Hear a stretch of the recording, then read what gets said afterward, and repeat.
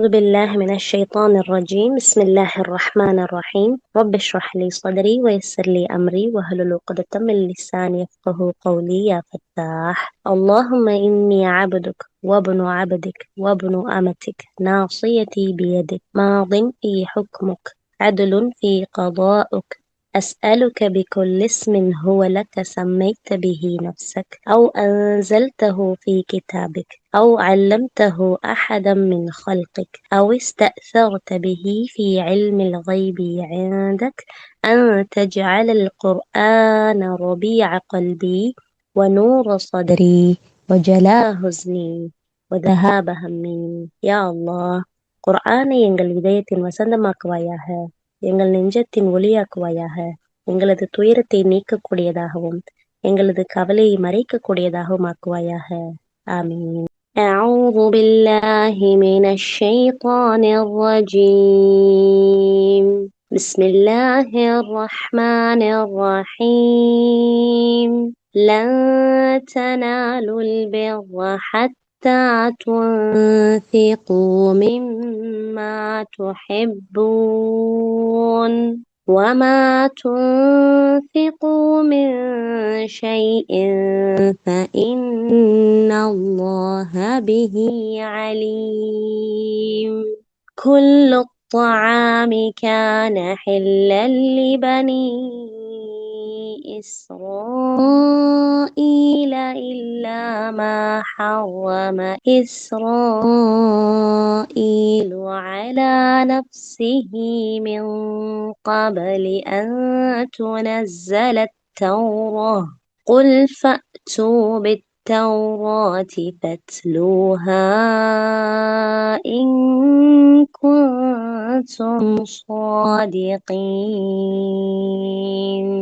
فمن افترى على الله الكذب من بعد ذلك فأولئك هم الظالمون. قل صدق الله. فاتبعوا ملة إبراهيم حنيفا وما كان من المشركين. إن أول بيت وضع للناس للذي ببكة مباركا وهدى للعالمين. فيه آيات بينات مقام إبراهيم ومن دخله كان آمنا ولله على الناس حج البيت من استطاع إليه سبيلا ومن كفر فإن الله غني عن العالمين. قل يا أهل الكتاب لم تكفرون بآيات الله والله شهيد على ما تعملون.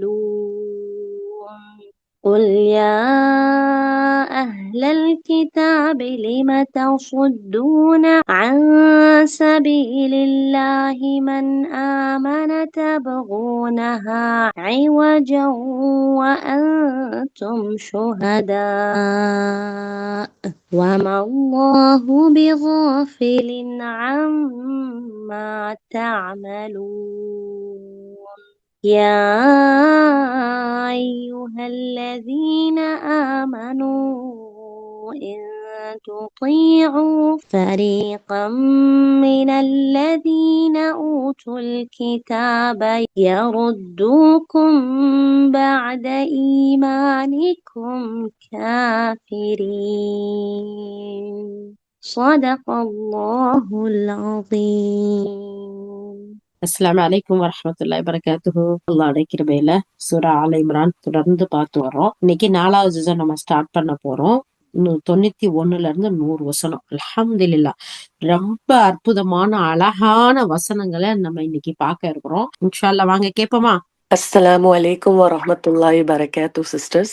أعوذ بالله من الشيطان الرجيم بسم الله الرحمن الرحيم والصلاة والسلام على رسول الكريم رب اشرح لي صدري ويسر لي أمري واحلل عقدة من لساني يفقه قولي ஆமீன் யா ரப்புல் ஆலமீன். சிஸ்டர்ஸ், நம்ம இந்த கிளாஸ் ஸ்டார்ட் பண்றதுக்கு முன்னாடி நம்ம எல்லாரும் ஒரு ஒரு ஒரு 1 minute யோசிச்சு நம்ம எதனால இந்த கிளாஸ் ஜாயின் பண்ணியிருக்கோம், நம்மளுடைய நியத்தை எல்லாரும் நம்ம சுத்தப்படுத்திக்கணும். இன்னமல் ஆமாலு பில் நியாத் இல்லையா? நம்ம அல்லாஹ்வோட பொருத்தத்தை நாடியே மட்டும் அல்லாஹ்வை பற்றி அறிஞ்சிக்கிறதுக்கு, அல்லாஹ்வோட நம்ம இன்னும் க்ளோஸ் ஆகிறதுக்காக நம்ம இந்த கிளாஸ்ல ஜாயின் பண்ணியிருக்கோம்.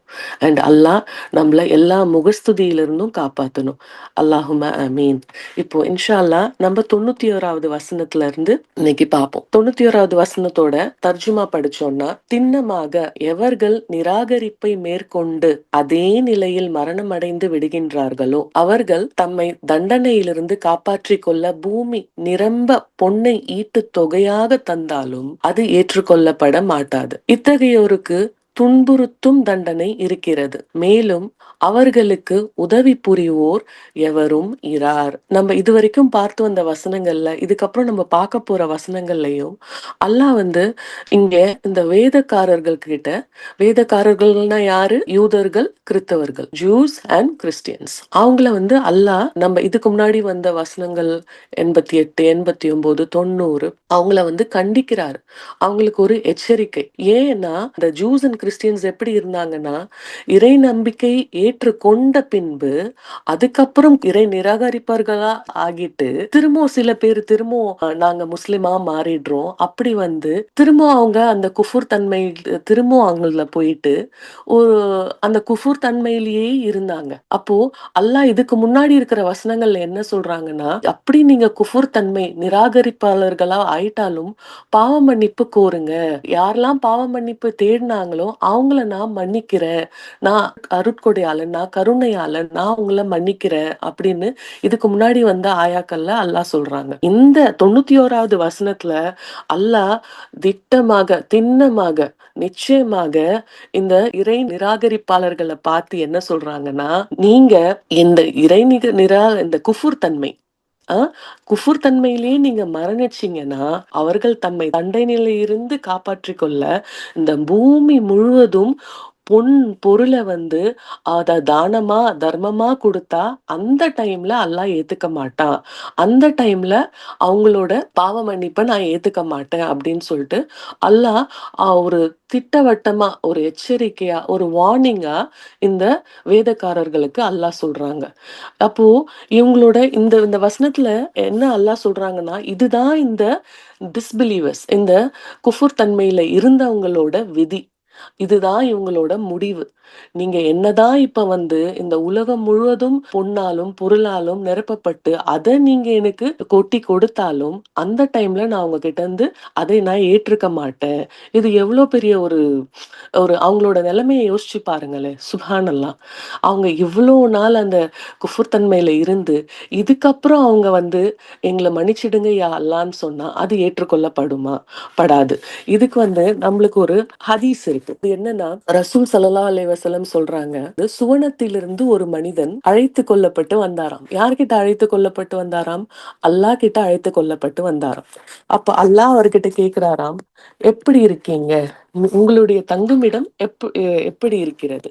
அதுக்கு அவர் சொல்றாராம், இந்த தங்குமிடம் மிகவும் தங்குமிடம் இதுதான் யா அல்லாஹ். சரி, அதுக்கு அல்லாஹ் சொல்றாராம், சரி நீங்க விருப்பப்பட்டதை என்கிட்ட கேளுங்க. அதுக்கு அந்த சுவனத்திலிருந்து வந்த அந்த மனிதர் சொல்றாராம், அல்லாஹ் திரும்பவும் என்ன இந்த பூமிக்கு அனுப்பியா அல்லாஹ், திரும்பவும் நான் உன்னுடைய பாதையில நான் ஷஹீதா ஒரு 10 முறை கொல்லப்பட்டாலும் அதோட நன்மை எனக்கு வரும் தானே அல்லாஹ். சுப்ஹானல்லாஹ். அவர் இப்படி சொல்றாராம். அப்போ இன்னொரு மனிதன் நரகத்திலிருந்து அழைத்து வரப்படுறாராம். அவர்கிட்டயும் அல்லாஹ் கேக்குறாராம், எப்படி இருக்கீங்க, உங்களுடைய தங்குமிடம் எப்படி இருக்கிறது? அதுக்கு அந்த நரகத்தின் மனிதன் சொல்றாராம், சுப்ஹானல்லாஹ், அல்லாஹ் பாதுகாக்கணும் நம்ம எல்லாரையும், இருக்கும் இடத்திலேயே மிக மோசமான இடம் இதுதான் யா அல்லாஹ். அதுக்கு அல்லாஹ் அவரை பார்த்து சொல்றாராம், இப்ப நீங்க வந்து ஒரு பொண்ணையோ இந்த உலகத்து அளவுக்கான பொண்ணை நீங்க கொடுப்பீங்களா உங்களை இந்த நரகத்திலிருந்து காப்பாத்தி கொள்வதற்காகன்னு கேட்டதுக்கு, கண்டிப்பா யா அல்லாஹ், ஆம் யா அல்லாஹ் அப்படின்னு சொல்றாராம். ஆனா அல்லாஹ் அதுக்கு சொல்றாராம், இல்ல நீங்க பொய் சொல்றீங்க. நான் வந்து இதை விட லேசான காரியங்களை உங்களை சொல்ல சொன்னேன். அதாவது இறை நம்பிக்கையாளர்களா ஆகிடுங்க, முஸ்லிம்களா ஆகிடுங்க. நீங்க இந்த இந்த உலகம் முழுவதும் எல்லா அது ஃபுல்லா நிரப்பி எனக்கு பொன்னாலும் பொருளாலும் கொடுக்கணும்னு அவசியம் இல்லை. நீங்க என்ன நம்புங்க, ரசூலை நம்புங்க. இவ்வளோ லேசான விஷயத்த நான் செய்ய சொல்லியும் நீங்க அதை செய்யல. சோ அந்த அந்த நரகத்திலிருந்து வந்த மனிதர் அவர் திரும்பவும் நரகத்துக்கு போயிடுவாராம். சுப்ஹானல்லாஹ். சோ இப்போ இந்த 91வது வசனத்துல இந்த இறை நிராகரிப்பாளர்கள் இருக்காங்க தானே, அவங்களோட நிலைமை இப்படிதான் இருக்கு. கடைசியில வந்து ஃபிரௌன் எப்படி கடைசியில வந்து அல்லாஹ் என்னை மன்னிச்சிடியா அல்லான்னு அப்படி கூற வரும்போது ஜிப்ரீல் அலைஹிஸ்ஸலாம் மண்ணை ஃபுல்லா எடுத்து அவர் வாயில மூடினாரே, சுப்ஹானல்லாஹ். அதே மாதிரிதான் இந்த இறை நிராகரிப்பாளர்களோட நிலைமையும் இருக்குது.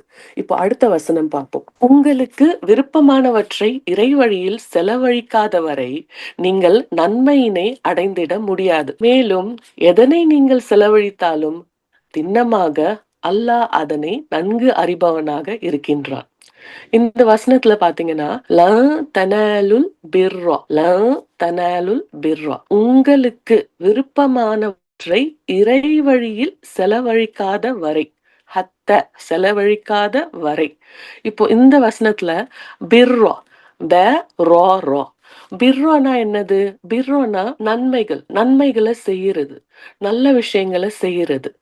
இந்த வசனத்துல நம்ம நன்மைகள் பிர்ரோன்றத என்ன குறிப்பிடுறாங்கன்னா, நம்மளுடைய தஃப்சீர் அறிஞர்கள் சுவனம். நீங்க சுவனத்தை அடைய முடியும். எப்ப அடைய முடியும்? உங்களுடைய மனசுக்கு விருப்பமானவற்றிலிருந்து நீங்கள் செலவழித்தால் மட்டுமே. உங்களுக்கு விருப்பமானவற்றை செலவழிக்காத வரை நீங்கள் நன்மையினை அடைந்திட முடியாது. இப்போ உங்களுக்கு விருப்பமானவற்றை செலவழிக்காத வரை நீங்கள் நன்மையை அடைந்திட முடியாதுன்னு சொல்றாங்க. இப்போ இதுக்கு வந்து நம்ம சூரத்துல் பக்கரால 177வது வசனம் இருக்கு. அந்த வசனத்திலையும் இந்த பிர்ரோன்றதுக்காக ஒரு எக்ஸ்பிளனேஷன் சொல்றாங்க. அதுல எப்படின்னா, நீங்க நன்மை நாடுறவங்களா இருந்தீங்கன்னா, நன்மை அடையணும்னு இருந்தீங்கன்னா, பிர்ரா எக்ஸலன்ஸ் எப்போன்னா, அல்லாஹ்வை நம்பணும், மலக்குமார்களை நம்பணும், அல்லாஹ்வோட கிதாபுகளை நம்பணும், அல்லாஹ்வோட நபிமார்களை நம்பணும், கடைசி நாளை நம்பணும். அதுக்கப்புறம் எந்த மனிதன் ஒருவன் தன்னுடைய செல்வங்களிலிருந்து தன்னுடைய ரொம்ப க்ளோஸ் உறவினர்களுக்கும், அதுக்கப்புறம் வந்து ஏழைகளுக்கும், அனாதைகளுக்கும், வழிபோக்கர்களுக்கும், யார் வந்து அவங்க கிட்ட கேக்குறாங்களோ அவங்களுக்கும் யார் ஒருத்தர் தன்னுடைய செல்வத்திலிருந்து செலவழிக்கிறாரோ அவரே வந்து இந்த பிர்ரா என்ற நன்மையை எட்ட முடியும். இப்போ நம்ம எல்லாருமே இருக்கோம், அல்ஹம்துலில்லாஹ் அல்ஹம்துலில்லாஹ், நம்ம எல்லாருக்கும் அல்ஹம்துலில்லாஹ், அல்லாஹ் வந்து இந்த தீனை கொடுத்திருக்கான். நம்ம முஸ்லிம்ஸா இருக்கோம். இப்போ நம்ம எல்லாரோட லெவல் ஆஃப் பிர்ரா, அமலு சாலிஹ், குட் டீட்ஸ் வந்து சேமா இருக்காது. நம்ம எல்லாரும் ஒரு ஒரு நிலையில இருப்போம். ஆனா இந்த இந்த லெவல் ஆஃப் அமலு சாலிஹ் நம்ம அந்த இடத்த நம்ம அடையிறதுக்கு நம்ம மனசுக்கு பிடிச்சதுல இருந்து நம்ம செலவு செய்யணும், ரைட்? சில சம்டைம்ஸ் நம்ம இருக்கோம், நம்மளுக்கு தோணும், லைக் இது நம்ம யூஸ் பண்ணலையே, இது நம்ம வேற யாருக்காவது கொடுத்துடலாமே, இது நம்மளுக்கு இப்போதைக்கு யூஸ் இல்லையே, அது பிர்ரா கிடையாது. நம்மளுக்கு மனசு பிடிச்சது, நம்மளோட மனசுக்கு ரொம்ப க்ளோஸ் டு த ஹார்ட்டா இருக்கிறது, அதை வந்து நம்ம அல்லாஹ்வோட நாட்டத்துக்காக அதை நம்ம அல்லாஹ்வோட வழியில அதை செலவு செய்தால் மட்டுமே தவிர நம்ம இந்த அல் பிர்ரான்ற சுவனத்தை எட்ட முடியாது. இதுக்கு ஒரு ஹதீஸ் இருக்கு. அபு தல்ஹா ரலியல்லாஹு அன்ஹு ஒருத்தவங்க மதீனால இருக்கிறாங்க, ரைட்? அப்போ அவங்க கிட்ட வந்து மத்த அன்சாரிகளை விட அவங்க கிட்ட கம்பேரிட்டிவ்லி கொஞ்சம் சொத்துகள் அதிகமா இருந்தது, ப்ராப்பர்ட்டிஸ் இருந்தது. இந்த வசனம் இறக்கி வச்சப்பட்ட உடனே, இந்த 92வது வசனம் இறக்கி வச்சப்பட்ட உடனே அபு தல்ஹா ரலியல்லாஹு போய் நம்மளோட ரசூல் ஸல்லல்லாஹு அலைஹி வஸல்லம் கிட்ட என்ன சொல்றாங்கன்னா, என்னுடைய சொத்துக்களிலேயே மிக சிறந்த சொத்து வந்து இந்த பைருஹா தோட்டம். அப்போ நான் இத அல்லாஹ்வோட பாதையில செலவு செய்யட்டுமா? சுப்ஹானல்லாஹ். அண்ட் இந்த தோட்டம் எப்படி இருக்குதுன்னா, மஸ்ஜித் நபவி இருக்குல்ல மதீனால, அதுக்கு ஜஸ்ட் ஆப்போசிட்ல அதுக்கு அருகாமையிலேயே இருந்ததுன்னு சொல்றாங்க. அண்ட் இந்த தோட்டம் எப்படி இருந்ததுன்னா, நல்ல ஒரு செழிப்பா, அதுல நல்ல குடிக்கிறதுக்கு தண்ணி, அதுல நல்ல ஒரு சோலைகள், செடிகள், பழங்கள், ஒரு நல்ல ரெஸ்டிங் பிளேஸா இருந்தது. நல்ல தங்குமிடமா இருந்தது. இந்த மாரி ஜஸ்ட் யோசிச்சு பாருங்களேன். அதுல நல்லா குடிக்கிறதுக்கு தண்ணி இருக்கு. அதுல வந்து நல்ல செடி கொடி, பூக்கள், நல்ல ஒரு தென்றல் வீசுது. அது எவ்வளவு நல்லா இருக்கும் அத ஃபீல் பண்றதுக்கே. இந்த தோட்டத்துக்கு பைருஹா தோட்டத்திற்கு ப்ராஃபெட் ஸல்லல்லாஹு அலைஹி வஸல்லம் அடிக்கடி வந்துட்டு போவாங்களாம். அங்க இருந்து தண்ணிய எடுத்து குடிப்பாங்களாம். அங்க வந்து ரெஸ்ட் எடுப்பாங்களாம், இளைப்பாறுவாங்களாம். இப்படிப்பட்ட ஒரு தோட்டத்தை தான் என்ன சொல்றாங்க, அபூ தல்ஹா ரலியல்லாஹு அன்ஹு இந்த வசனம் இறக்கி வச்சப்பட்ட உடனே போயிட்டு ரசூல் ஸல்லல்லாஹு அலைஹி வஸல்லம் கிட்ட இந்த தோட்டத்தை நான் கொடுத்துட்டுமா? சுப்ஹானல்லாஹ். இது அவர் சொன்ன உடனே ரசூல் ஸல்லல்லாஹு அலைஹி வஸல்லம் அப்படியே ஒரு நல்ல like well done, good job, excellent, பஹி பஹி அப்படின்னு சொல்றாங்கன்னா, பஹின்னா என்னன்னா, அது நிச்சயமாக ப்ராஃபிட்டபிள்னா அதுல இருந்து நம்மளுக்கு செழிப்பா இருக்கும்னு சொல்லிட்டு ப்ராஃபெட் ஸல்லல்லாஹு அலைஹி வஸல்லம் ரொம்ப சந்தோஷமா என்ன சொல்றாங்களாம், வெல் டன், குட் ஜாப். அப்ப யோசிச்சு பாருங்களேன், சுப்ஹானல்லாஹ். அல்லாஹ் இந்த வசனத்தை இறக்கி வச்ச உடனே அபூ தல்ஹா ரலியல்லாஹு அன்ஹு போய் ப்ராஃபெட் கிட்ட இது சொல்றாங்க. அப்போ ஒரு விஷயத்தை கேட்ட உடனே என்ன செய்றாங்க, அத வந்து அவங்க செயல்படுத்துறாங்க. சுப்ஹானல்லாஹ். இதுல நம்மளுக்கும் படிப்பினை இருக்கு. நம்மளும் வந்து நம்மளுக்கு பிடிச்ச விஷயத்துல, நம்மளுக்கு மனசுக்கு பிடிச்ச விஷயத்துல நம்ம கிட்ட அது வந்து பொருளா இருக்கலாம், பொருட்கள் பொருட்கள் அப்புறம் அப்புறம் நம்ம கிட்ட ஒரு வெல்த் இருக்கலாம். யாருக்காவது உதவி செய்யற அளவுக்கு அல்ஹம்துலில்லாஹ் அல்லாஹ் நம்மள பரக்கத்தா வச்சிருக்கலாம். நம்மளும் என்ன செய்யணும், நம்மளுக்கு பிடிச்ச விஷயத்துல இருந்து அதுல இருந்து நம்ம தான தர்மம் கொடுக்கணும். அந்த அது சொன்ன உடனே ரசூல் ஸல்லல்லாஹு அலைஹி வஸல்லம் என்ன சொல்றாங்களாம், ஓகே குட் ஜாப். நீங்க வந்து அப்போ இத வந்து உங்களுடைய நெருங்கிய உறவினர்களுக்கு கொடுங்க. ஏன் நெருங்கிய உறவினர்கள் நம்ம சொல்றாங்க? எடுத்த உடனே ஃபர்ஸ்ட் நம்ம நெருங்கிய உறவினர்களுக்கு தான் ஃபர்ஸ்ட் ப்ரிஃபரன்ஸ் கொடுக்கிறோம். ரத்த சொந்தங்கள், சிப்லிங்ஸ். ஏன்னா இதுல வந்து நம்மளுக்கு 2 டபுள் ரிவார்டு இருக்காம். ஃபர்ஸ்ட் ரிவார்டு வந்து தர்மம் செய்த ரிவார்டு. அடுத்த ரிவார்டு வந்து சில டைஸ் ஆஃப் கின்ஷிப், அதாவது நம்ம ரத்த உறவுகளை பேணணும்ல, அதோட ரிவார்டு. ஸோ எந்த ஒரு நம்மளுக்கு மனசு பிடிச்ச விஷயத்துல இருந்து நம்ம யாருக்காவது கொடுக்கணும்னா ஃபர்ஸ்ட் நம்ம கன்சிடர் பண்றது நம்மளுடைய ரத்த உறவுகளா இருக்கணும். சுப்ஹானல்லாஹ். ஸோ அதோட ரிவார்ட்ஸ் 2. 92வது விஷயத்துல இப்போ எல்லார்கிட்டயும் அந்த தானம் தர்மம் செய்யற அளவுக்கு இருக்காது இல்லையா? சில பேர்கிட்ட இருக்கலாம், சில பேர்கிட்ட இல்லாம இருக்கலாம். அதுவும் இந்த வசனத்துல உங்களுக்கு உங்க மனசுக்கு பிடிச்சவற்றிலிருந்து நீங்க கொடுங்கன்றாங்க. இதுல இன்னொரு இது ஹதீஸ் பாக்குறோம். உமர் பின் அப்துல் அசீஸ் அவங்க என்ன செய்வாங்களாம், அவங்களுக்கு வந்து சர்க்கரை அது ரொம்ப ஸ்வீட்ஸ் ரொம்ப விருப்பமா இருந்துச்சு. இந்த வசனம் இறக்க வச்சப்பட்ட உடனே அவங்க என்ன செய்தாங்களாம், மார்க்கெட்டுக்கு போய் அங்கிருந்து ஸ்வீட்ஸ் வாங்கி அதை வந்து அவங்க எல்லாருக்கும் ஷேர் பண்ணாங்களாம். சுப்ஹானல்லாஹ். அப்ப அவங்க கிட்ட கேட்டாங்களாம், ஏன் நீங்க வந்து இத வந்து ஒரு ஒரு பணமாவே நீங்க இது பண்ணலாமே. அதுக்கு அவர் சொன்னாராம், என்னோட மனசுக்கு பிடிச்சது ஸ்வீட்ஸ், அதனால நான் இதை ஷேர் பண்றேன்.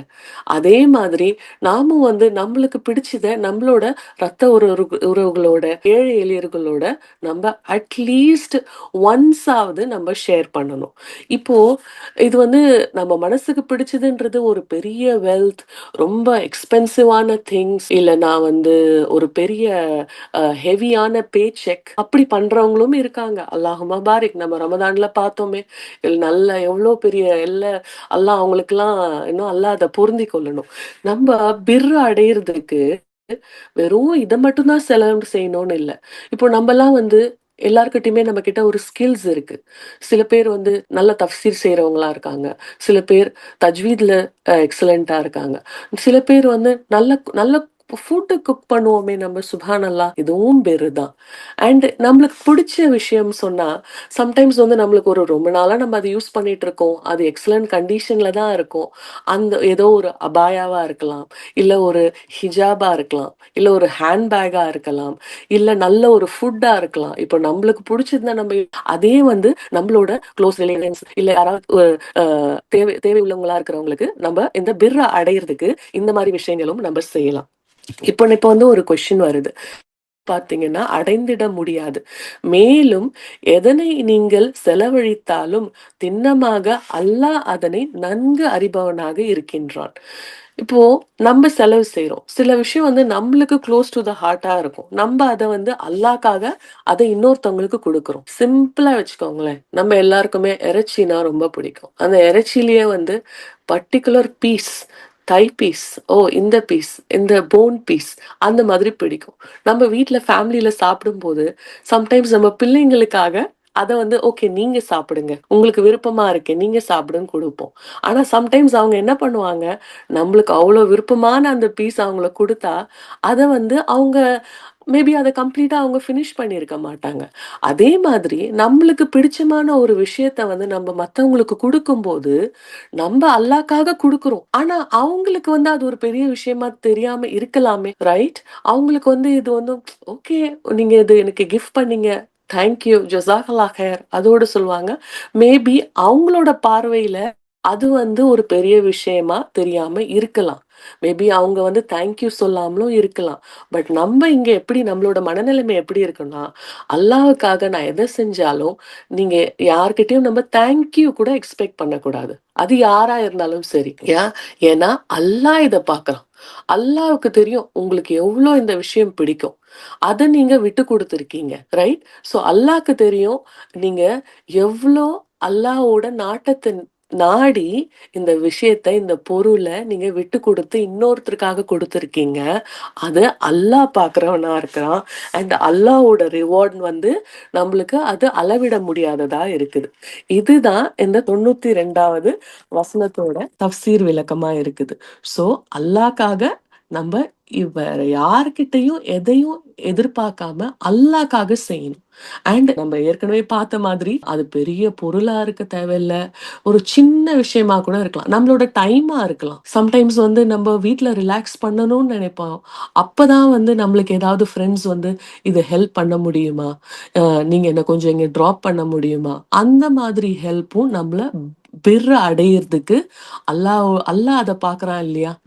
ஸோ அதுவும் சுவனத்த அடையறதுக்கு, அந்த லெவல் ஆஃப் ரேங்க் அடையறதுக்கு அல்லாஹ் நம்மளுக்கு ரிவார்ட் செய்றவனா இருக்கிறான். அல்ஹம்துலில்லாஹ். இப்போ அடுத்த ஆயா பார்க்கலாம். 93வது ஆயா. முஹம்மது நபியுடைய ஷரியத்தில் அனுமதிக்கப்பட்டிருக்கும் உன்பொருள்களை அனைத்தும் இஸ்ராயீலின் வழித்தோன்றல்களுக்கு அனுமதிக்கப்பட்டிருந்தன.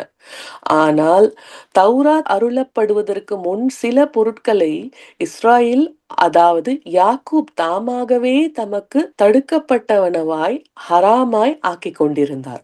எனவே நபியே அவர்களிடம் நீர் கூறும், உங்கள் ஆட்சேபனையில் நீங்கள் உண்மையாளர்களாய் இருந்தால் தௌராத்தை கொண்டு அதிலிருந்து ஒரு வாசகத்தையேனும் படித்து காட்டுங்கள். இங்க இந்த வசனங்கள்ல இந்த 93 94 இந்த வசனங்கள்ல அல்லாஹ் என்ன சொல்றாங்கன்னா, இந்த யூதர்கள் கிறிஸ்தவர்கள் இருந்தாங்க தானே, அவங்கள திரும்பவும் அல்லாஹ் ஒரு வார்னிங், இந்த வசனங்கள்ல அவங்களுக்கு வார்னிங், ஒரு எச்சரிக்கை.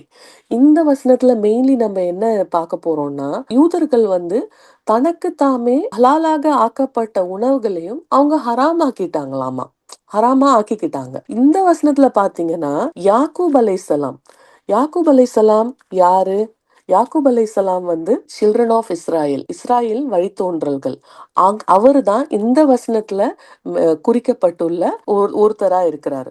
யாக்கூப் அலைஹிஸ்ஸலாம் அவரு தனக்கு தானே ஒரு சாப்பிடுற ஒரு ஃபுட் அண்ட் அந்த ஒரு ட்ரிங்க அவரு தனக்கு தானே ஹராமாக்கிக்கிட்டாரு. அதாவது நான் உனக்காக இதை நான் விட்டு கொடுக்குறேன் யா அல்லாஹ் அப்படின்னு அவரோட காலத்துல சொல்லிக்கிட்டாரு. அவர் எல்லா இஸ்ரவேலர்களும் இத கடைபிடிக்கணும், எல்லா யூதர்களும் இத கடைபிடிக்கணும் அப்படின்னு சொல்லல. அவரு தனக்கு மட்டும்தான் இத சொல்லிக்கிட்டாரு. யா அல்லாஹ் அது ஏன் சொன்னாருன்னு நம்ம பார்த்தோம்னா, யாக்கூப் அலைஹிஸ்ஸலாம்க்கு இப்போ நம்ம சயாட்டிக்கான்னு ஒரு மெடிக்கல் கண்டிஷன் இருக்கு. சயாட்டிக்கான்னு பாத்தீங்கன்னா நம்ம இந்த இடுப்புல இருந்து கால் பாதம் இருக்குல்ல, அது வரைக்கும் ஒரு விதமான ஷார்ப் பெயின் வரும். அதுதான் இந்த சயாட்டிகா கண்டிஷன். அந்த மாதிரியான வலி இருந்திருக்கலாம். அப்போ இந்த வலியில இருந்து அல்லாஹ் அவரை ஒரு ஷிஃபா கொடுக்கணும்னு சொல்லிட்டு, அப்ப யாக்கூப் அலைஹிஸ்ஸலாம் என்ன செய்றாரு, யா அல்லாஹ் எனக்கு பிடித்த உணவையும் எனக்கு பிடித்த ட்ரிங்க், அதாவது குடிக்கிற இதையும் நான் வந்து உங்களுக்காக நான் எனக்கு ஹராமாக்கிக்கிடுறேன் யா அல்லாஹ் அப்படின்னு சொல்றார். அப்போ அப்போ best of drink and best of food. அப்போ best of food and drink அந்த யாக்கூப் அலைஹிஸ்ஸலாம்க்கு என்னவா இருந்ததுன்னா, camel milk and camel meat. ஒட்டகத்தோட பாலும் ஒட்டகத்தோட இறைச்சியும் தான் அப்போ அது பெஸ்டா இருந்தது. அவர் வந்து யாக்கூப் அலைஹிஸ்ஸலாம் அவருக்கு மட்டும்தான் இத ஹராமாக்கி கொண்டாரு.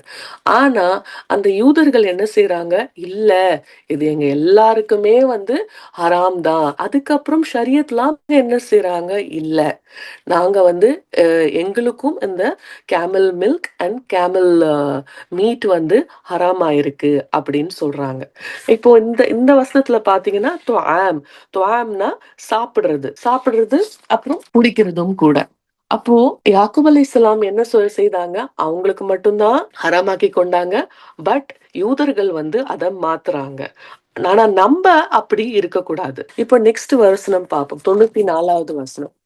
எனவே அதற்கு பின்னரும் யார் அல்லாஹ்வின் மீது பொய்யை புனைத்துரைத்தவாறு இருக்கின்றார்களோ அவர்கள்தாம் உண்மையில் கொடுமையாளர்கள் ஆவார்கள். இப்போ இந்த வசனத்துல அல்லாஹ் என்ன சொல்றாங்கன்னா, அதாவது இந்த டைட்டரி லா, எது சாப்பிடணும் எது சாப்பிடக்கூடாதுன்ற விஷயத்துல யாக்கூப் அலைஹிஸ்ஸலாம் அவருக்கு மட்டும்தான் அதை வந்து ஹராமாக்கி கொண்டாரு. ஆனா இந்த யூத மக்கள் வந்து பொய் புனையறாங்க. தேவையில்லாம தனக்கு தாமே அவங்க அல்லாவின் சட்டங்கள் மீதும் பொய் புனையறாங்க. அதுதான் இந்த வசனத்துல சொல்லப்படுறது. அண்ட் அவங்க வந்து கொடுமையாளர்களா இருக்கிறாங்க, தப்பு செய்யறவங்களா இருக்காங்க. ஏன் இப்படி இருக்காங்கன்னா, அவங்களுக்கு வந்து இந்த சத்தியம் இறக்கி வச்சப்பட்ட பிறகும் தப்பு செய்யறவங்களா இருக்கிறாங்க. சோ தனக்கு தாமே அவங்க கொடுமையாளர்களா இருக்கிறாங்க. அடுத்த வசனம் பார்க்கலாம். நபியே நீர் கூறுவீராக, அல்லாஹ் உண்மையே உரைக்கின்றான். நீங்கள் ஒருமனப்பட்ட இப்ராஹீமின் வழிமுறையை பின்பற்றுங்கள். மேலும் இப்ராஹிம் இறைவனுக்கு இணை வைப்போரில் ஒருவராய் இருந்ததில்லை. அப்போ அல்லாஹ் வந்து ப்ராஃபெட் ஸல்லல்லாஹு அலைஹி வஸல்லம் கிட்ட சொல்றாங்க, நபியே நீங்க அவங்க கிட்ட சொல்லுங்க. அவங்க பாருங்க, அவங்க யாக்கூப் அலைஹிஸ்ஸலாம் சொன்ன அவருக்கு மட்டுமே ஹராமாக்கிக்கிட்டத அவங்களுக்கு அவங்க ஹராமாக்கிக்கிறாங்க. அண்ட் அவங்க வந்து அல்லாஹ்வின் வார்த்தைகளை பொய் புனையறாங்க. அதனால நீங்க அவங்களுக்கு சொல்லுங்க, அவங்க இப்ராஹிம் அலைஹிஸ்ஸலாமுடைய வழித்தோன்றல்களா இருக்கிறாங்க தானே. அப்ப இப்ராஹிம் அலைஹிஸ்ஸலாம் வந்து அவங்க ஃபாலோ பண்ணணும் தானே. சுப்ஹானல்லாஹ். இதுதான் இந்த வசனத்துல அல்லாஹ் வந்து ப்ராஃபெட் ஸல்லல்லாஹு அலைஹி வஸல்லம்க்கு சொல்றாங்க. அண்ட் இப்ராஹிம் அலைஹிஸ்ஸலாம் எப்படி இருந்தாங்க, இப்ராஹிம் அலைஹிஸ்ஸலாம வந்து ஹனீஃபான்னு சொல்றாங்க. ரைட். ஹனீஃபானா என்ன, அது ஒரு தன்மை, அது ஒரு குவாலிட்டி, பண்பு. அது ஹனீஃப்னா என்னன்னா உண்மையோட சேர்ந்து பயணிக்கிறது. எப்போதுமே உண்மையோட சேர்ந்து பயணிக்கிறது. Always stick to the path. So Ibrahim அலைஹிஸ்ஸலாம் அவங்களோட காலத்திலும் எத்தனையோ டிஸ்ட்ராக்ஷன்ஸ் வந்திருந்தாலும் அவங்க எப்பவுமே ஓரிரை கொள்கையிலேயே உண்மையிலேயே அவங்க பயணித்திருக்காங்க. அண்ட் அவங்களோட வழித்தோன்றல்களுக்கும் அதை தான் அவங்க சொல்லியிருக்காங்க. அதுதான் இந்த வசனத்துல நம்ம பார்க்கிறோம். இப்போ 96வது வசனம். திண்ணமாக மனிதர்களுக்காக கட்டப்பட்ட முதல் வணக்கத்தலம் மக்காவில் உள்ளதே ஆகும். அருள் நலம் வழங்கப்பட்ட இடமாகும். அகிலத்தார் அனைவருக்கும் வழிகாட்டும் மையமாகவும் அது உள்ளது. சுப்ஹானல்லாஹ். இப்போ நம்மளுக்கு வந்து முதல் வணக்க ஸ்தலம் எது, நம்மளுடைய காபா தான். மக்காவில் இருப்பதே ஆகும். இதை ஏன் இங்க சொல்றாங்கன்னா, இந்த யூதர்கள் வந்து அவங்க எப்பவுமே அந்த ஒரு கிரிட்டிசைஸ் மாதிரி பண்ணுவாங்க தானே. நீங்க வந்து அல்லாஹ்வை நாங்க பின்பற்றுறோம்னு சொல்றீங்களே, அல்லாஹ் வந்து மஸ்ஜித் அல் அக்ஸா, பைத்துல் அக்தஸ், ரைட், அதுதானே உங்களுடைய முதல் வணக்கஸ்தலம். ஆனா நீங்க மக்காவை வணக்கஸ்தலமா எடுத்துக்கிட்டீங்களே அப்படின்னு சொல்றதுக்காக அல்லாஹ் வந்து என்ன சொல்றாங்க, இல்ல முதலாக கட்டப்பட்டது மக்கா மட்டுமே. இங்க வந்து பக்கான்னு சொல்றாங்க. பக்கானா கேஃப். இது என்ன சொல்றப்படுதுன்னா, இது மஸ்ஜித் அல் ஹரம் அண்ட் மஸ்ஜித் அல் பக்கானா மஸ்ஜித் அல் ஹரம், அதை தவிர மஸ்ஜித் அல் ஹரமோட அதோட சரௌண்டிங், அதுக்கு அருகாமையில இருக்கிறது. ஓகே, அதுதான் பக்கான்னு சொல்றாங்க. இந்த வணக்க ஸ்தலம் மக்கா வந்து எவ்வளவு ஒரு அருள் நலம். மக்கா வந்து முபாரக்கா இருக்கு. அங்க ஒரு எல்லாருக்கும் ஒரு சேஃபா இருக்கு. எல்லாரும் வந்து அங்க போறோம். நம்மளுக்கு எல்லாருக்குமே தெரியுமே, சுஹானல்லாஹ். நம்ம மஸ்ஜிதுல் ஹரம்ல இருக்கும் போதும் அந்த அந்த மக்காவில இருக்கும் போதே நம்மளுக்கு எவ்வளவு ஒரு மனநிறைவா இருக்கு, ரைட்? அண்ட் இது பக்கா தான் ஃபர்ஸ்ட் வணக்க ஸ்தலம். இதுக்கு இன்னொரு ஒரு மீனிங் இருக்கு. கேஃப்னா உடைந்து போறது. பக்கா புக்கா. புக்கானா அழுறது, கிரையிங், டியரிங். அப்போ அங்க எல்லாருமே நம்ம இங்க நம்ம நார்மல் லைஃப்ல யாரெல்லாம் அழலையோ, யாரெல்லாம் ரொம்ப அந்த ஹார்ட்டடா இருக்கிறவங்களோ அங்க போனா அழுதுதானே ஆகுறோம். நம்ம அங்க போன உடனே நம்மளுக்கு என்ன ஆகுது, அந்த ஒரு எக்ஸ்பீரியன்ஸ். இங்க நம்ம எவ்வளவு ஒரு லக்ஸுரியான லைஃப்ல இருக்கலாம், இல்ல ஒரு அத்தாரிட்டி, ஒரு லீடர்ஷிப்ல இருக்கலாம், நம்மளுக்கு கீழே ஒரு 4-5 பேர் வேலை செய்யலாம், நம்மளுக்கு கீழே yes boss, yes ma'am, yes ma'am அப்படி சொல்றவங்க இருக்கலாம். பட் நம்ம அங்க போனா, மக்கால போனா நம்ம என்ன ஆகுறோம், நம்ம எல்லாரும் ஈக்குவல். எல்லாரும் 2 கிளாத், எஸ்பெஷலி மென் 2 கிளாத் அந்த இஹ்ராமோட அணிஞ்சிட்டு அங்க இருக்கிற ரூல்ஸை தான் நம்ம அல்லாஹ் முன்னாடி நம்ம ஃபாலோ பண்ண வேண்டியதா இருக்கு. என்னதான் கர்வமான மக்களும் அங்க போனா என்ன என்ன ஆகுறாங்க, தாழ்ந்து போறாங்க, அல்லாஹ் முன்னாடி அழுவுறாங்க. அல்லாவோட அந்த ஒரு முபாரக்கான இடத்துல வந்து அல்லாஹ் முன்னாடி அவங்க ஒண்ணும் இல்லாம ஆகுறாங்க, அவங்க உடைஞ்சு போறாங்க. சுப்ஹானல்லாஹ். இதுதான் இந்த பக்கா கேஃபோட இன்னொரு மீனிங் ஆகும். இப்போ இங்க மக்கா வந்து ஒரு முபாரக்கா, அது வந்து ஒரு ஒரு டிவைன் பிளெஸிங் இருக்கு. அங்க வந்து அருள் நலம் வழங்கப்பட்ட இடமாகும், அகிலத்தார் அனைவருக்கும் வழிகாட்டும் மையமாகும். ஏன் இருக்குதுன்னா எல்லா விதமான மக்களும் அங்க வருவாங்க. அதுவே ஒரு பரக்கா, முபாரக்கா. நம்ம இது வரைக்கும் பார்த்தே இருக்க மாட்டோம். ஓ, இந்த மாதிரி ஒரு ஊரும் இருக்கா, இந்த மாதிரி முஸ்லிம்ஸும் இந்த ஊர்லயும் முஸ்லிம்ஸ் இருக்காங்களா? ஸோ எல்லா விதமான உலகத்தில் இருக்கிற எல்லா விதமான மக்களும் அல்லாஹ்வை நாடி அங்க வராங்க. அண்ட் எல்லா விதமான அது சாப்பிடுற உணவு அங்க கொண்டு வரப்படுது இல்லையா? அண்ட் இதெல்லாம் யாரால கொண்டு வரப்பட்டது? இப்ராஹிம் அலைஹிஸ்ஸலாம் அங்க இத முதல் வணக்க ஸ்தலமா கட்டுனாங்க. அண்ட் அங்க வந்து அவங்க துவா செஞ்சாங்க, யா அல்லாஹ் இங்க வந்து எல்லாரும் இந்த ஹஜ் உம்ரா செய்யணும்னு சொல்லிட்டு அவங்க துவா செஞ்சாங்க. அல்ஹம்துலில்லாஹ். இப்போ நெக்ஸ்ட் வசனம் பார்க்கலாம். ஆயா நம்பர் 97. அது அங்கு தெளிவான சான்றுகளும் இப்ராஹிம் நின்று தொழுத இடமும் உள்ளன. மேலும் அது எத்தகைய ஆலயமெனில் அங்கு எவர் நுழைந்தாலும் அவர் அச்சமற்றவராகி விடுகின்றார். மேலும் அந்த ஆலயத்திற்கு சென்று வர மக்களில் எவர்கள் சக்தி பெற்றவர்களோ அவர்கள் ஹஜ் செய்வதானது அல்லாஹ்வுக்காக ஆற்ற வேண்டிய கடமையாகும். ஆனால் யாரேனும் இக்கட்டளையை செயல்படுத்த மறுத்தால் அவர் தெரிந்து கொள்ளட்டும், உலகத்தார் அனைவரை விட்டும் நிச்சயம் அல்லாஹ் தேவையற்றவனாய் இருக்கின்றான். சோ இங்க வந்து அல்லாஹ் என்ன சொல்றாங்கன்னா, தெளிவான சான்றுகள், பையினாத். நான் வந்து தெளிவான சான்றுகள் யார் சொல்றாங்க? அங்க தெளிவான சான்றா என்ன இருக்கு? நம்ம ஹஜ் செய்யணும் சொல்லிட்டு இப்ராஹிம் அலைஹிஸ்ஸலாம் அவங்களுடைய மகாம இப்ராஹிம், ஒரிஜினல் கிப்லா, இதுதான் முதல் வணக்க ஸ்தலம் அப்படின்ற சான்று இருக்கு. இன்னொன்னு, இப்போ இப்ப எல்லாருமே நம்ம கொஸ்டின், சில பேர் கேட்பாங்க, இப்ராஹிம் அலைஹிஸ்ஸலாம் தான் முதல்ல இத வந்து கட்டினாரா? அதாவது அந்த ஃபவுண்டேஷனே இப்ராஹிம் அலைஹிஸ்ஸலாம் தான் போட்டாரா? அதுக்கு வந்து டிஃப்ரெண்ட் ஒப்பீனியன்ஸ் இருக்கு. என்ன சொல்றாங்கன்னா, இதுக்கு ஏன் ஆதம் அலைஹிஸ்ஸலாம் காலத்திலிருந்தே வழிபட்டு தானே வராங்க. அப்போ என்ன சொல்றாங்க, இத வந்து அதோட ஃபவுண்டேஷனை வந்து மலக்குமாறு கட்டியிருக்கலாம், இல்லனா வந்து ஆதம் அலைஹிஸ்ஸலாம் கட்டியிருக்கலாம். ஆனா அதுக்கு மேல அதுக்கு மேல அத வந்து புதுப்பிச்சது இப்ராஹிம் அலைஹிஸ்ஸலாம் அப்படின்னும் ஒரு தஃப்சீர் விளக்கம் நம்மளுக்கு இருக்கு. சுப்ஹானல்லாஹ். சோ இங்க வந்து நம்மளுக்கு இந்த தெளிவான சான்றுகள் இருக்குது. அங்கு எவர் நுழைந்தாலும் அவர் அச்சமற்றவராகி விடுகின்றார். இது நம்ம எல்லாருமே ஃபீல் செய்யறது தானே. சுப்ஹானல்லாஹ். அங்க எப்ப வேணாலும் நம்ம போகலாம். எப்போ எந்த டைம்ல வேணாலும். நம்ம லேடீஸ்க்கு சம்டைம்ஸ் நம்மளோட ஏதாவது பொருட்கள் தொலைஞ்சு போகலாம், நடக்கலாம். ஆனா, மத்த உலகத்துல இருக்கிற மத்த நகரங்கள கம்பேர் பண்ணும்போது, மக்கா தான் சேஃபான இடம். அங்க வந்து நம்ம அச்சமற்றவர்களாக இருக்கிறோம். அண்ட் நம்மளே பாருங்களேன், இங்க மத்த கண்ட்ரில இப்ப நம்ம எல்லாரும் டிஃபரெண்ட் கண்ட்ரீஸ்ல இருந்து நம்ம இங்க ஜாயின் பண்ணியிருக்கோம். India, UK, Sri Lanka, Canada, different different கண்ட்ரீஸ்லேருந்து நம்ம எங்கேயாச்சும் நைட்டு 2 மணிக்கு 3 மணிக்கு மனசுல பயம் இல்லாம நம்ம நடந்து போவோமா? போக முடியாது, போக மாட்டோம். அச்சத்தோட தான் இருப்போம். ஆனா மக்கால நம்ம ஒரு டைம் டேபிள் மாதிரி போடுவோம் தானே. அங்க வந்து 2:00 போலாம், 3:00 போலாம். அப்பதான் வந்து நம்ம காபத்துல்லா பக்கத்துல போக முடியும். அப்பதான் வந்து நம்ம காபாவை தொட முடியும். நம்ம ஃப்ரீயா துவா செய்ய முடியும். சுப்ஹானல்லாஹ்.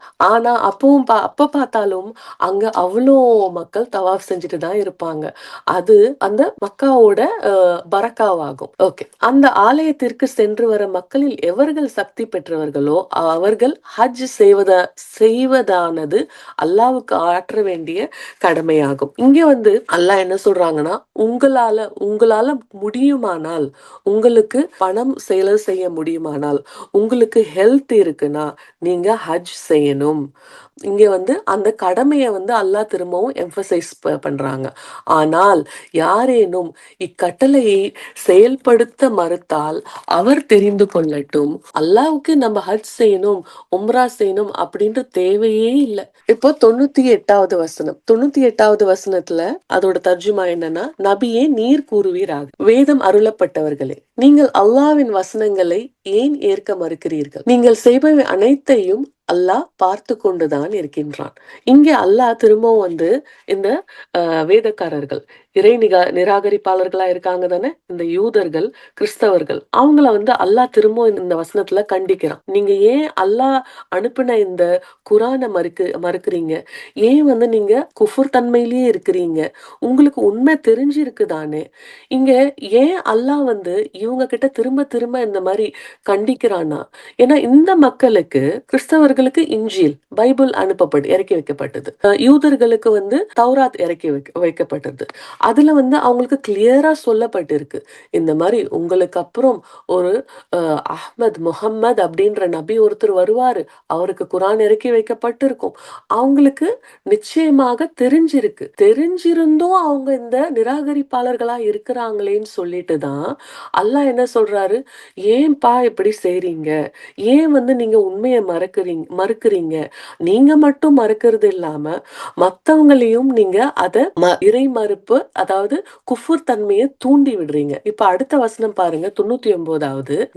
நபியே நீர் கூறும், வேதம் அருளப்பட்டவர்களே, அல்லாஹ்வின் கட்டளைகளை ஏற்றுக்கொண்டவரை அல்லாஹ்வுடைய வழியில் செல்ல விடாமல் ஏன் தடுக்கின்றீர்கள்? அவர்கள் நேரான வழியில் தான் செல்கின்றார்கள் என்பதற்கு நீங்களே சான்று வழங்குவோராயிருந்தும் அவர்கள் கோணலான வழியில் செல்ல வேண்டுமென ஏன் விரும்புகின்றீர்கள்? உங்கள் செயல்களை குறித்து அல்லாஹ் கவனமற்றவனாக இல்லை. சுப்ஹானல்லாஹ். இந்த 98வது வசனத்துல அல்லாஹ் கேக்குறாங்க, உங்களுக்கு தெரியும், உங்களுக்கு அந்த நாலேஜ், நீங்க எல்லாம் பீப்புள் ஆஃப் த புக், உங்களுக்கு நாலேஜ் இருக்கு, அது தெரிஞ்சும் நீங்க ஏன் இப்படி செய்றீங்கன்னு அப்படின்னு கேட்டுட்டு, அது மட்டும் இல்லாம இந்த மக்கள் எப்படி இருக்காங்கன்னா, மற்றவர்களையும் இந்த நிராகரிப்பு தன்மையில தூண்டுறவங்களா இருக்காங்க.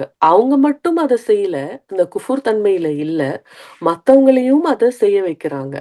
இவங்களுக்கு வந்து ஏற்கனவே தெரியும், அவங்களுக்கு முன்னுக்கு இருந்த ப்ராஃபிட்ஸ்ல இருந்தே தெரியும், இந்த மாதிரி ஒரு நபி வருவாரு, அவரு வந்து நற்செய்தி எடுத்துட்டு வருவாரு, அவரு மக்கால இருந்து வருவாரு, அவர் வந்து லார்ட் ஆஃப் த வேர்ல்ட்ஸ், அதாவது நம்ம அல்லாஹ் அனுப்பி வச்ச நபி, அவரு ரஹ்மத்துல்லுல் ஆலமீன், அவரு இந்த குரான் என்ற புக்கை எடுத்துட்டு வருவாரு. இப்போ இதெல்லாம் தெரிஞ்சு இருந்தும் இந்த மக்கள் அவங்க மட்டும் வழிகேடுல போகாம அந்த மத்தவங்களையும் தூண்டுறாங்க. அததான் வந்து அல்லாஹ் இவங்களுக்கு திரும்பவும் எச்சரிக்கின்றாங்க. நீங்க செய்யறதெல்லாம் நான் பார்க்காம இல்ல, இது வந்து நீங்க செய்யறது வந்து ரொம்ப கண்டிக்கத்தக்க செயல் அப்படின்னு அல்லாஹ் இவங்களுக்கு சொல்றாங்க. இப்ப அடுத்த வசனம். இப்போ இவ்வளவு நேரமா வந்து அல்லாஹ், இப்ப நீங்க ஒரு விஷயம் பாத்தீங்கன்னா, நபியே நீர் கூறுவீராக, நபியே நீர் கூறுவீராக அப்படின்னு பேசிட்டு இருந்தாங்க. இப்ப இந்த 100வது வசனத்துல நீங்க பாத்தீங்கன்னா நம்மளுக்கு ஒரு சுப செய்தி இருக்கு, குட் நியூஸ் இருக்கு. அது என்னன்னா அல்லாஹ் நம்ம கிட்ட நேரடியா பேசுறாங்க. இவ்வளவு நேரம் இந்த வேதக்காரர்கள் கிட்ட, இந்த டிஸ்பிலீவர்ஸ் கிட்ட அல்லாஹ் நபியே நீர் கூறுவீராக, நீர் கூறுவீராக அப்படின்னு பேசிட்டு இருந்தாங்க. இப்போ நம்மளுக்கு அல்லாஹ் எப்படி ஒரு கண்ணியம், ஒரு மரியாதை, ஒரு ஹானர் கொடுக்கறாங்க பாருங்க. இறை நம்பிக்கை கொண்டவர்களே, வேதம் அருளப்பட்டவர்களில் ஒரு பிரிவினரின் கருத்துக்களை நீங்கள் ஏற்றுக்கொண்டால் அவர்கள் உங்களுடைய நம்பிக்கையிலிருந்து உங்களை பிறழ செய்து இறை மறுப்பின் பால் உங்களை கொண்டு போய் விடுவார்கள்.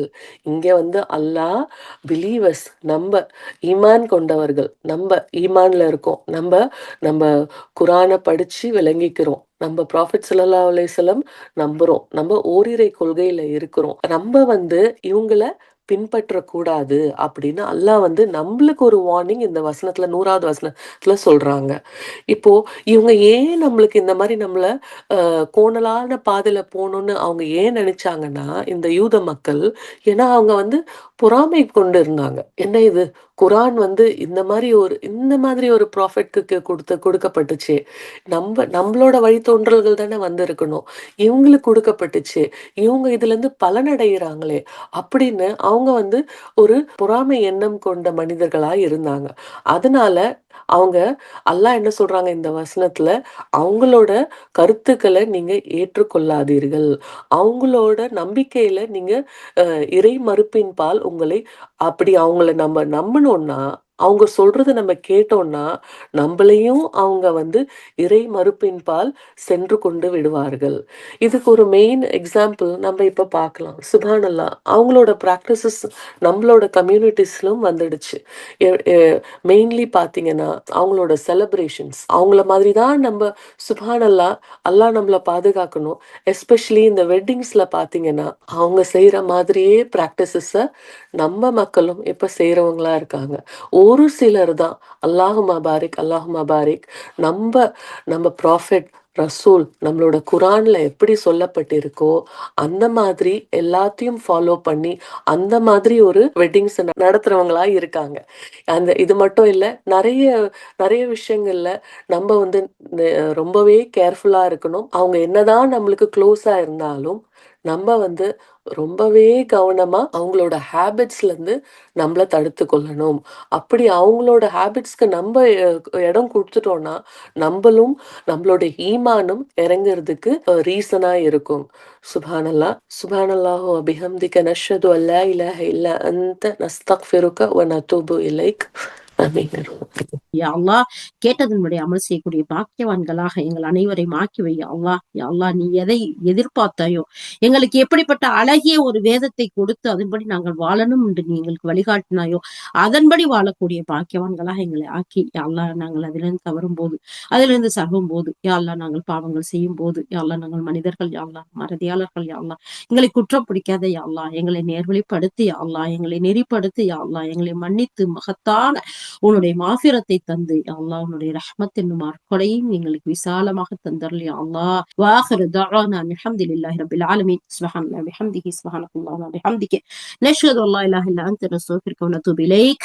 சுப்ஹான ரப்பிக ரப்பில் இஸ்ஸத்தி அம்மா யசிஃபூன் வ ஸலாமுன் அலல் முர்ஸலீன் வல்ஹம்துலில்லாஹி ரப்பில் ஆலமீன். அஸ்ஸலாமு அலைக்கும் வ ரஹ்மத்துல்லாஹி வ பரகாத்துஹு.